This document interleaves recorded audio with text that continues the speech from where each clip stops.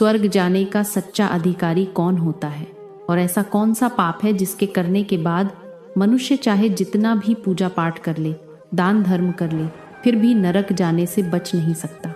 आज मैं आपको एक ऐसी प्राचीन और रहस्यमय कथा सुनाने जा रही हूँ जिसे सुनकर मनुष्य का हृदय कांप उठता है और आत्मा भीतर तक जाग उठती है।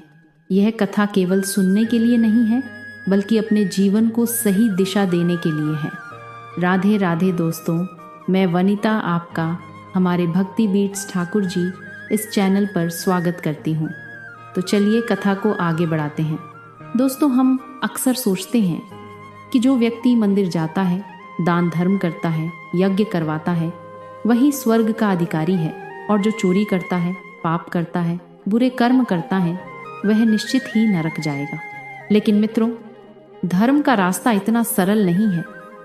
धर्म केवल कर्म नहीं देखता, धर्म मनुष्य की नियत, करुणा, विवेक और सत्य के साथ खड़े होने की शक्ति को देखता है। अब चलिए आपको इस कथा के माध्यम से वह रहस्य बताती हूँ जिसे सुनकर आप दंग रह जाओगे, जिसे स्वयं भगवान विष्णु ने देवर्षि नारद को समझाया था। एक समय की बात है, भगवान विष्णु क्षीर सागर में शेषनाग की शैया पर विश्राम कर रहे थे। वहां पर माता लक्ष्मी उनके चरण दबा रही थी। चारों ओर दिव्य शांति थी। समुद्र की लहरें मंद गति से हिल रही थी, मानो स्वयं प्रकृति भी प्रभु के चरणों में नतमस्तक हो रही हो। उसी समय देवर्षि नारद जी वहां पहुंचे। उनके चेहरे पर गहरी चिंता और आंखों में असमंजस साफ झलक रहा था।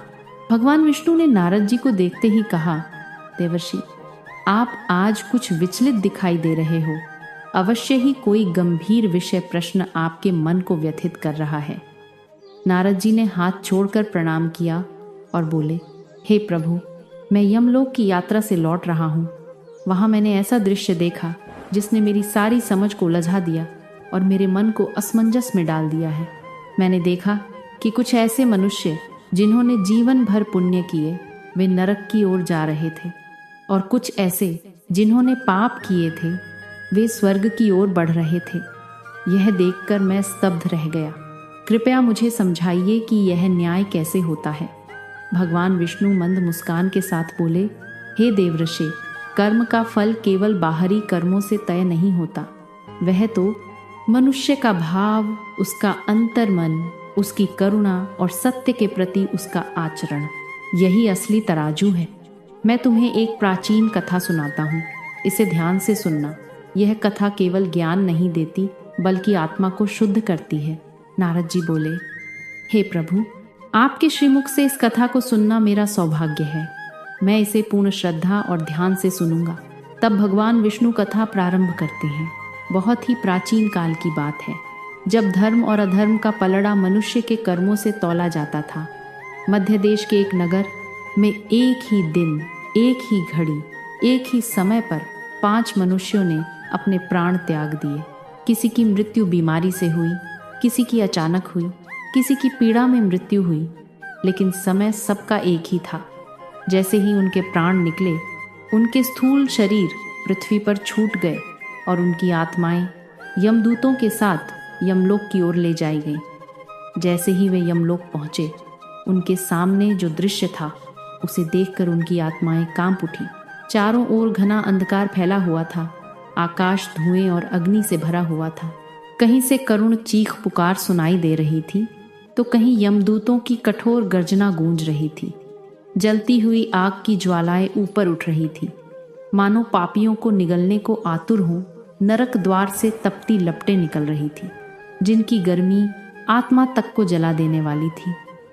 वहीं दूसरी ओर स्वर्ग द्वार से एक दिव्य प्रकाश झलक रहा था, शांत, उज्ज्वल और शीतल, जिसे देखकर मन को क्षण भर की शांति मिलती थी। यमलोक के मध्य में स्वर्ण से बना विशाल सिंहासन था, जिस पर धर्मराज यमराज विराजमान थे। उनका मुख गंभीर था। आंखों में न्याय की कठोरता और करुणा दोनों समाई हुई थी। उनके पास चित्रगुप्त बैठे थे, जिनके हाथों में प्रत्येक प्राणी के जन्म से मृत्यु तक के सभी कर्मों का विस्तृत लेखा जोखा सुरक्षित था। वहां कोई झूठ नहीं चलता, कोई दिखावा नहीं टिकता। सब कुछ सत्य के आधार पर ही देखा जाता है। वे पांचों आत्माएं भय और अनिश्चितता से कांप रही थीं। उनका अंग अंग थरथरा रहा था। उन्हें समझ नहीं आ रहा था कि उनका अगला मार्ग स्वर्ग की ओर होगा या नरक की ओर। घबराहट में वे एक दूसरे की ओर देखने लगे और धीरे धीरे आपस में अपने जीवन की बातें करने लगे। सबसे पहले आगे आया हरिदास, जो एक चोर था। उसका सिर झुका हुआ था, आवाज कांप रही थी। उसने गहरी सांस लेकर कहा, भाइयों, मैं जानता हूं कि मैंने चोरी की है, ये पाप है और मैं इससे इनकार नहीं करता। लेकिन मैंने कभी किसी भूखे, किसी असहाय का हक नहीं छीना है। मैंने अमीरों और घमंडियों के घरों से धन लिया और उससे भूखों को भोजन कराया, नंगे लोगों को कपड़े दिए। फिर भी पाप तो पाप होता है। मैं अपने कर्मों के फल के लिए तैयार हूँ। मुझे पता है मेरा स्थान शायद नरक ही है। हरिदास की आंखों से पश्चाताप के आंसू बह रहे थे। उसकी आत्मा भय से भरी हुई थी। इसके बाद दूसरी आत्मा आगे आई और बोली कि वेश्या कमलिनी, उसका चेहरा पीड़ा से भरा हुआ था। उसकी आंखों से निरंतर आंसू गिर रहे थे। कांपती हुई आवाज में उसने कहा, मुझे इस जीवन में जबरदस्ती धकेल दिया गया। ये मेरी इच्छा नहीं थी।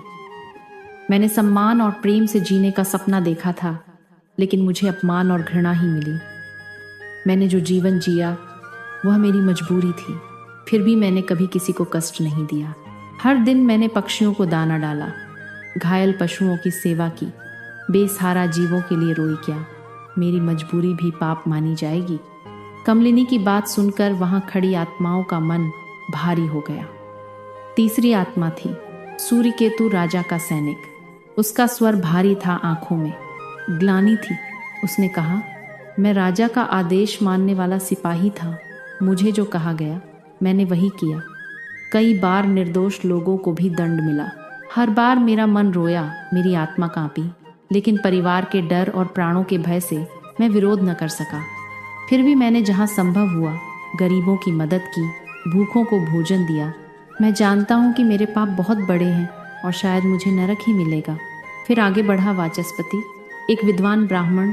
उसका सिर शर्म से झुका हुआ था।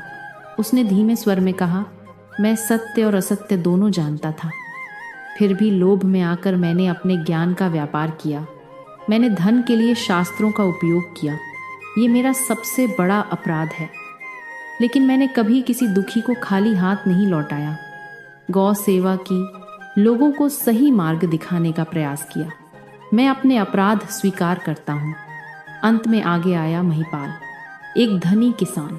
उसके चेहरे पर गर्व था, आंखों में अहंकार था। वह हंसते हुए बोला, तुम सब पापी हो, मैं तो स्वर्ग जाऊंगा।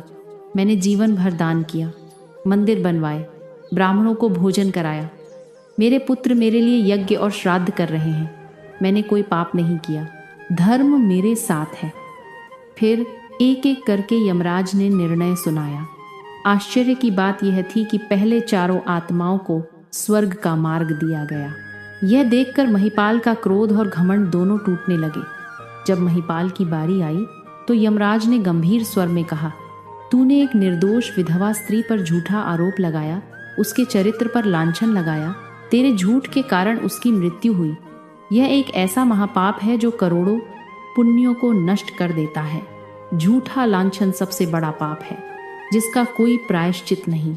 महिपाल भय और पछतावे से रोने लगा, लेकिन निर्णय अटल था। यमदूत उसे नरक की ओर ले गए। तभी भगवान विष्णु नारद से कहते हैं, हे देवर्षि, यही सत्य है। जो सत्य का त्याग करता है उसका सारा पुण्य नष्ट हो जाता है, और जो करुणा, सत्य और न्याय के साथ खड़ा रहता है वह पापों के बाद भी उद्धार पा लेता है। मित्रों, अब जरा ठहरिए, कथा समाप्त हो गई है, लेकिन सवाल अभी शुरू होते हैं। दोस्तों, आज आपने जो सुना वह केवल एक कहानी नहीं थी, ये हम सबके जीवन का आईना था। आज अगर हम खुद से ईमानदारी से पूछें तो क्या हम सच में हरिदास से बेहतर हैं? क्या हम कभी किसी मजबूर कमलिनी की पीड़ा को समझ पाए? क्या हम सत्ता, डर या नौकरी के नाम पर सूर्यकेतु जैसे कर्म नहीं कर रहे? और सबसे बड़ा प्रश्न, क्या हमारे भीतर कहीं ना कहीं महिपाल का अहंकार तो नहीं छिपा है? दोस्तों, इस कथा का सबसे बड़ा संदेश यही है कि ईश्वर केवल कर्म नहीं देखता, नियत देखता है। धर्म केवल पूजा से नहीं, करुणा से बनता है। आप रोज मंदिर जा सकते हैं, दान कर सकते हैं, यज्ञ करवा सकते हैं, लेकिन अगर आपकी जुबान से निकला एक झूठ किसी निर्दोष की जिंदगी बर्बाद कर देता है तो समझ लीजिए आपका सारा पुण्य वहीं समाप्त हो गया। सोचिए दोस्तों, एक झूठा आरोप, एक गलत शब्द, एक बदनामी और एक निर्दोष आत्मा की मृत्यु। क्या हमने कभी यह सोचा है कि हमारी कही हुई बात किसी का जीवन नरक बना सकती है? यमराज ने जो कहा वह केवल उस किसान के लिए नहीं था, वह हम सब के लिए चेतावनी है। झूठा लांछन ऐसा पाप है जिसका कोई प्रायश्चित नहीं। दोस्तों, आज के समय में सबसे सस्ता हथियार क्या है? किसी की इज्जत पर उंगली उठाना।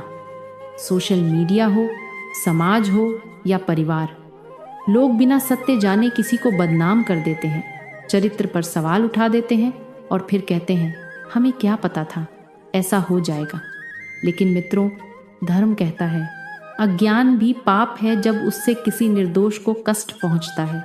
आज हरिदास स्वर्ग गया क्योंकि उसके भीतर दया थी। कमलिनी स्वर्ग गई क्योंकि उसने पीड़ा के बावजूद करुणा नहीं छोड़ी। सूर्यकेतु स्वर्ग गया क्योंकि उसके भीतर पश्चाताप जीवित था। वाचस्पति स्वर्ग गया क्योंकि उसने अंततः सत्य स्वीकार किया। लेकिन महिपाल नरक गया क्योंकि उसने अहंकार के साथ असत्य का साथ दिया। दोस्तों, अहंकार सबसे खतरनाक पाप है। यह इंसान को अंधा कर देता है। उसे लगता है मैं सही हूँ, बाकी सब गलत। यही अहंकार सत्य से दूर ले जाता है और जहाँ सत्य छूटता है वहीं से नरक शुरू हो जाता है, चाहे वह धरती पर हो या यमलोक में। इसलिए जीवन में एक नियम याद रखिए, कभी भी किसी की मजबूरी का मजाक मत बनाइए, कभी भी किसी निर्दोष पर आरोप मत लगाइए, कभी भी सत्य जानते हुए झूठ का साथ मत दीजिए। अगर किसी के बारे में पूरा सत्य नहीं जानते तो चुप रहना ही सबसे बड़ा धर्म है। मित्रों, धर्म का मतलब केवल पूजा नहीं, धर्म का मतलब है गलत के सामने खड़ा होना, सच के साथ अडिग रहना और कमजोर की रक्षा करना। अगर आप यह 3 काम कर लेते हैं तो समझ लीजिए यही इस वीडियो की सफलता है। दोस्तों, अगर आपको ये वीडियो और इसका संदेश अच्छा लगा हो तो वीडियो को लाइक करें, कमेंट करें और चैनल को सब्सक्राइब करें ताकि ऐसी ही नई नई वीडियो मैं आपके लिए लाती रहूं। धन्यवाद।